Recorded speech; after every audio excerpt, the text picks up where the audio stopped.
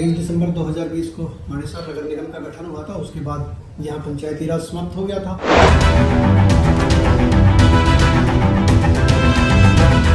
आश्वासन देता हूँ कि मानेसर नगर निगम में सभी 20 वार्डों में और एक मेयर के लिए कमल का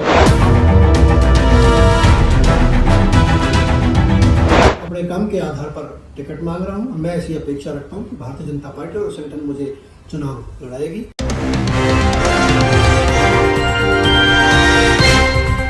नमस्कार, बहुत स्वागत है आपका हरियाणा बुलेटिन देख रहे हैं आप, और मैं हूं आपके साथ अंजलि। चलिए कुछ खास खबरों पर आज फिर से चर्चा करते हैं। गुरुग्राम ब्लॉक सरपंच एसोसिएशन प्रधान रहे सुंदरलाल यादव ने नगर निगम मानेसर के चुनाव में मेयर पद पर चुनाव लड़ने की ठोंकी ताल। बीजेपी नेता सुंदरलाल यादव ने पार्टी से मांगी मेयर की टिकट। सुंदरलाल यादव बीजेपी के पुराने कार्यकर्ता हैं और मानेसर इलाके में 2017 से ही अपनी पहचान बना रखी है। शालीन स्वभाव और मिलनसार लोगों की भलाई के लिए हर समय रहते हैं। तैयार सरपंच रहते, सरकारी सहयोग से गांव में बहुत विकास करवाए। अब अगर पार्टी मेयर पद की टिकट देगी तो लड़ेंगे चुनाव और मानेसर को बनाएंगे नंबर 1 निगम। ये कहना है सुंदरलाल यादव का मेयर पद ओपन होने से सुंदरलाल ने बताया एक मानेसर के लिए उपलब्धि आइए करते हैं इनसे खास बातचीत। सर, सबसे पहले अपना परिचय दीजिए। मेरा नाम सुंदरलाल यादव है। मैं सिकंदरपुर बड़ा गांव से निर्वतमान सरपंच हूं। गुरुग्राम सरपंच एसोसिएशन का मैं अध्यक्ष रहा हूं। वर्तमान में भारतीय जनता पार्टी पंचायती राज प्रकोष्ठ का मैं प्रदेश में सह संयोजक का दायित्व मेरे पास है। कृषि आदान प्रकल्प का प्रदेश में समन्वयक का दायित्व है और ग्रीवेंस कमेटी जिला कष्ट निवारण समिति गुरुग्राम का मैं मेंबर हूं। 2024 के विधानसभा चुनाव में पटौदी विधानसभा में बतौर विधानसभा संयोजक मैंने काम किया था और पटौदी विधानसभा में ही BLA 1 के कार्य के रूप में भी मैं लगातार कार्य कर रहा हूं। पूर्व में मैं अपना जिला संयोजक पंचायती राज प्रकोष्ठ भाजपा गुरुग्राम रहा हूँ। सर, सिकंदरपुर बड़ा के आप सरपंच रहे हो, बहुत से आपने विकास कार्य वहाँ पे करवाए हैं। अब आपका गांव निगम मानेसर में आ चुका है, तो अभी क्या आप चुनाव की भी तैयारी कर रहे हो? हाँ बिल्कुल। 23 दिसंबर 2020 को मानेसर नगर निगम का गठन हुआ था। उसके बाद यहाँ पंचायती राज समाप्त हो गया था और चूँकि अब ये पूरा क्षेत्र नगर निगम मानेसर में शामिल हो गया है तो स्वाभाविक सी बात है कि मैं भी तैयारी कर रहा हूँ। मेरे साथ 2 दर्जन से और भी हमारे साथी तैयारी कर रहे हैं, लेकिन ये भारतीय जनता पार्टी और संगठन तय करेगा कि भारतीय जनता पार्टी जी यहाँ प्रत्याशी कौन होगा। इतना ज़रूर मैं आपको आश्वासन देता हूँ कि मानेसर नगर निगम में सभी 20 वार्डों में और एक मेयर के लिए कमल का फूल खिलेगा। यहाँ प्रत्याशी कोई भी हो, पार्टी मुझे प्रत्याशी बनाए, संगठन मुझे प्रत्याशी बनाए या हमारे किसी भी साथी को बनाए, लेकिन ये तय है कि नगर निगम मानेसर में कमल का फूल खिलेगा। तो पार्टी के लिए चुनाव लड़ोगे? किसी पार्टी के लिए? मैं भारतीय जनता पार्टी का एक सामान्य कार्यकर्ता हूँ और लगातार पार्टी और संगठन के लिए काम कर रहा हूँ और अपने काम के आधार पर टिकट मांग रहा हूँ और मैं ऐसी अपेक्षा रखता हूँ कि भारतीय जनता पार्टी और संगठन मुझे चुनाव लड़ाएगी और अगर मुझे नहीं लड़ाती है तो मुझसे कोई काबिल व्यक्ति हो सकता है, कोई मुझसे होनहार व्यक्ति हो, उसको चुनाव लड़ाएगी। हम उसकी दिलो जान से मदद करेंगे, लेकिन हम भारतीय जनता पार्टी के सिंबल पे चुनाव लड़ेंगे। सर, आप बीजेपी के पुराने कार्यकर्ता, आपको क्या लगता है पार्टी आपको टिकट देगी? देखिए, भारतीय जनता पार्टी दुनिया की सबसे बड़ी पार्टी और संगठन है और इसमें हर व्यक्ति, चाहे वो कोई कहीं भी काम कर रहा हो, किसी ना किसी तरीके से नज़र रखी जाती है। तो पुराना कार्यकर्ता होने के नाते मैं भी टिकट मांग रहा हूँ। मेरे साथ और भी बहुत साथी पुराने जुड़े हुए, वो भी टिकट मांग रहे हैं। टिकट मांगना सबका अधिकार है, लेकिन टिकट भारतीय जनता पार्टी और संगठन किसको देगा ये अभी समय बताएगा। सर, मानेसर नगर निगम में ओपन सीट है अब की बार, इस पर आप क्या कहोगे? बहुत बढ़िया है, सबके लिए फ्री छोड़ सभी दिया। प्रत्याशी कितने खुश नजर आ रहे हैं? नहीं, सभी प्रत्याशी खुश हैं।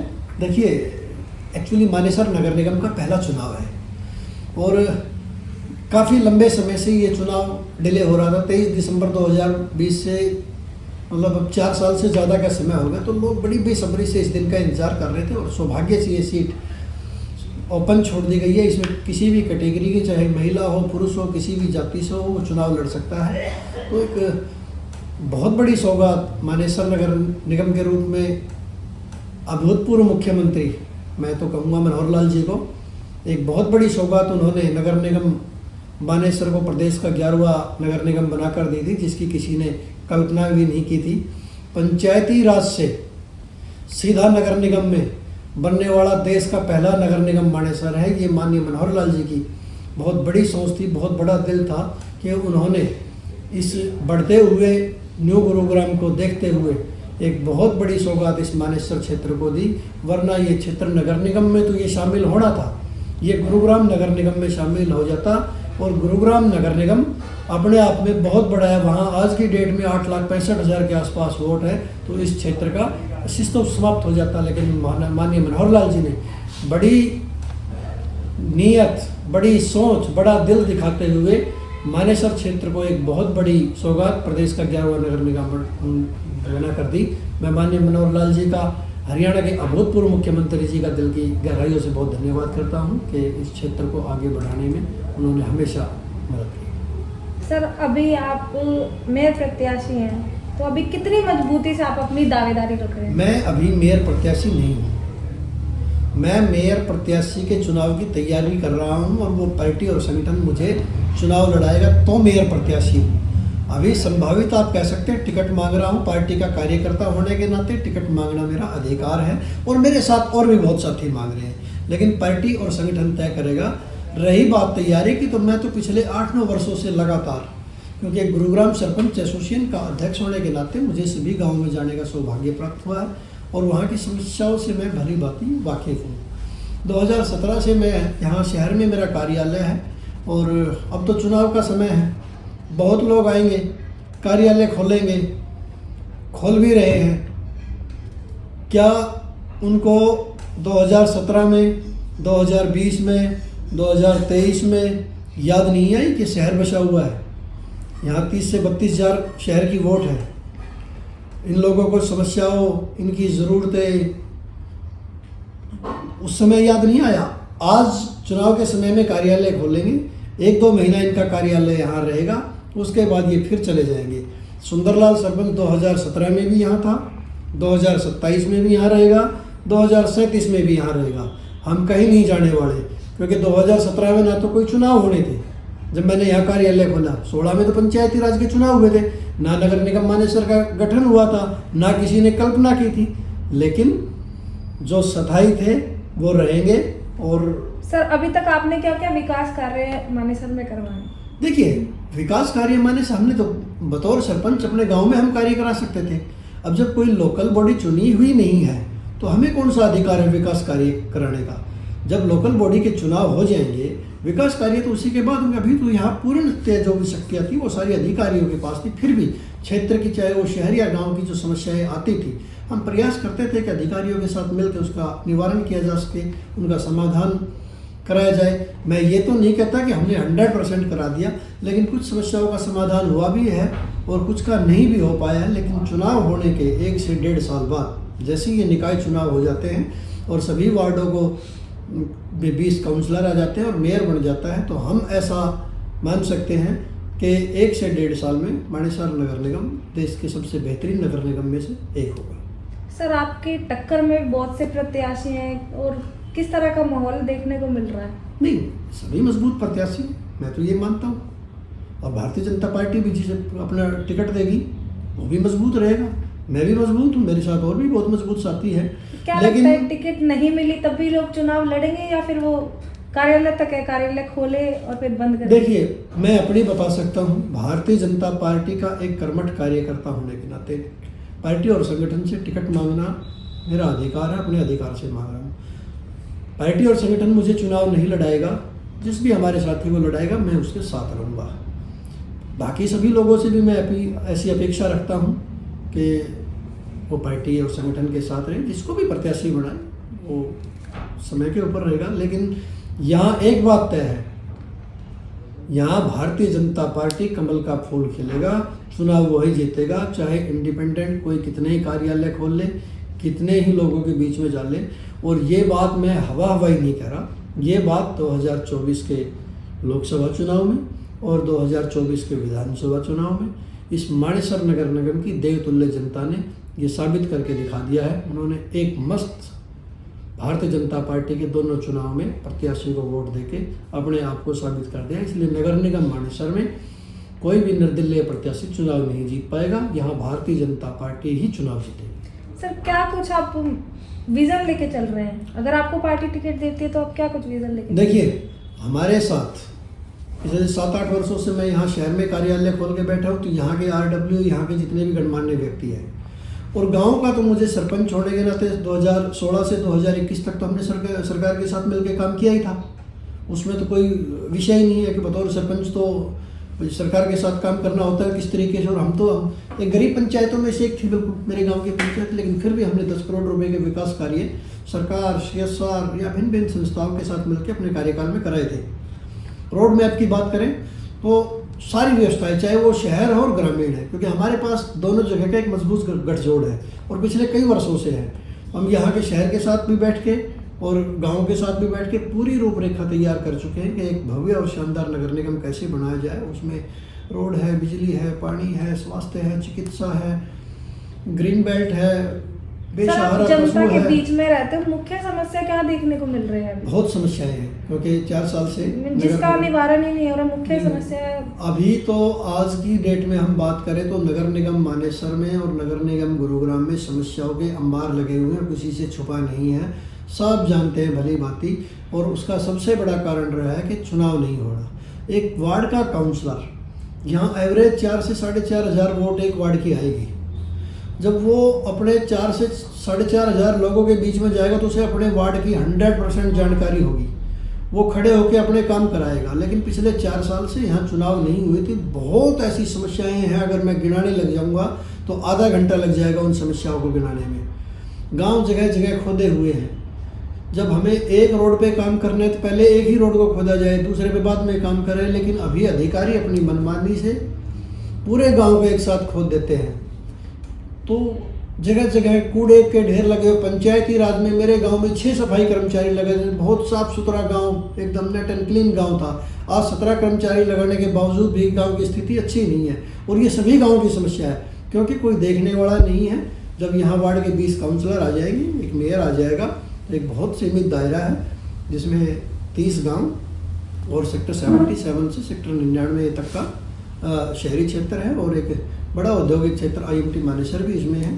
तो एक बहुत सीमित दायरे में है। और मैं 100% दावे के साथ कहता हूँ, मेयर मैं बनूँ, हमारा कोई साथी बने, आने वाले चुनाव के 1 से 1.5 साल के बाद मानेसर नगर निगम की दिशा और दशा देश के सबसे बेहतरीन नगर निगमों में से एक होगी। सर, ये दावेदारी तो सभी करते हैं, लेकिन सुंदर सरपंच कोई क्यों करे, ऐसा विश्वास आप लोगों को दिलाए?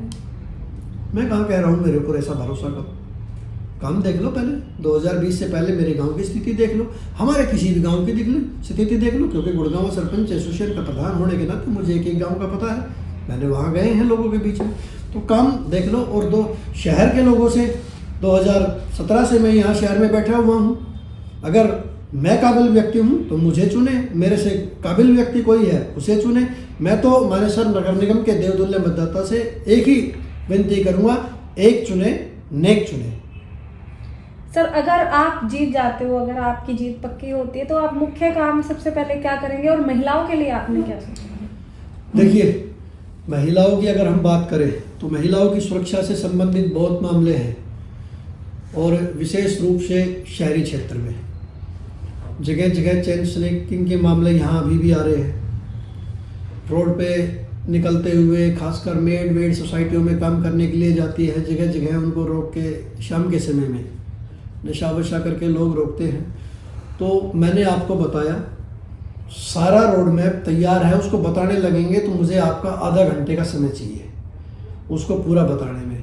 हमने गांव के विकास कार्य सरकार के साथ मिलकर किए 5 साल के कार्यकाल में बतौर सरपंच रहते हुए, और शहर की छोटी से बड़ी समस्याएं क्योंकि पिछले 8-9 वर्षों से लगातार बैठा हुआ हूँ यहाँ। RWA के साथ मिलके हमने भिन्न भिन्न ग्रीन बेल्टों में भी काम किया है, सोसाइटियों में कैंप भी बहुत लगवाए हैं। तो बहुत सी ऐसी समस्याएं हैं, जैसे 24 मीटर के रोड जगह जगह रुके हुए हैं, जो कोर्ट से संबंधित नहीं होगा।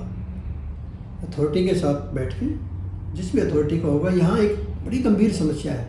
नगर निगम बन गया तो अथॉरिटियों में बांटा हुआ है अलग अलग, कहीं नगर निगम, कहीं GMDA, कहीं HSIDC, कहीं HSVP।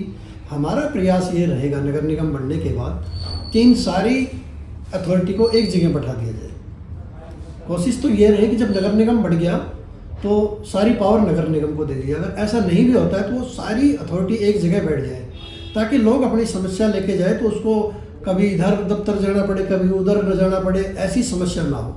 उन सारी अथॉरिटियों से बात करके ग्रीन बेल्ट की जो स्थिति है, जगह जगह जो अवैध कब्जे हैं, बेसहारा पशु रोड पे घूम रहे हैं, उनके लिए एक बहुत बड़ी गौशाला का गठन करना, पानी की कुछ जैसे ग्रामीण चला हमारा खो गांव है, कासड़ गांव है, ऐसे अनेक गांव है, हाईवे से उधर के जो सेक्टर हैं वहाँ पीने के पानी की समस्या है। नहरी पानी हमारे इस क्षेत्र में तो आ गया, लेकिन कुछ में तो सभी लोगों को वो पानी की व्यवस्था भी उपलब्ध करानी, सड़कें दुरुस्त करानी, जगह जगह गड्ढे टूटे हुए हैं। बहुत ऐसी समस्याएं हैं जिनको गिनने बैठेंगे तो सारी हमारी विज़न में है, सारी प्रायोरिटी उसमें लेके हम अपने तरीके से भरसक प्रयास करेंगे कि एकदम तो जादू की छड़ी किसी के पास भी नहीं होगी, लेकिन 1 से 1.5 साल का समय रहेगा, क्योंकि हम समस्याओं से वाकिफ, उनको सबका निवारण करा दें। हमारे चैनल के माध्यम से आप सरकार को क्या संदेश देना चाहते हो, क्या कहना चाहोगे?